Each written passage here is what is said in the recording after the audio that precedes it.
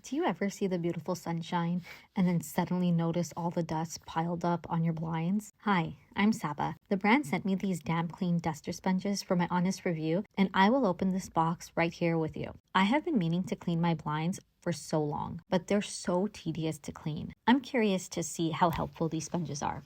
I do like that it's a simple design and the care instructions are on the box. Look how squishy this is. Let's soak it in the water now per the instructions and see how much water it absorbs. Oh wow, I wasn't expecting it to soak in that much water. I can't even believe it held all that in. That's impressive. Now let's put it to the test. First, look at the dust that's just sitting there on my blinds. I'd say this is dust buildup from a couple of months. So now let's wipe the blinds down with the sponge and see if it works as described. Without looking at the sponge, I can see a difference in the blinds from when it had the dust. Now it seems a bit cleaner. Let's look at the sponge and see the results because we should know immediately if this is as effective as it says. Oh my, I wasn't expecting that much dust. These grooves capture the dust. Okay guys, I got a bit excited and now I'm just cleaning different areas of the house and letting the sponge do its magic. This is so easy to do and has taken me almost no time.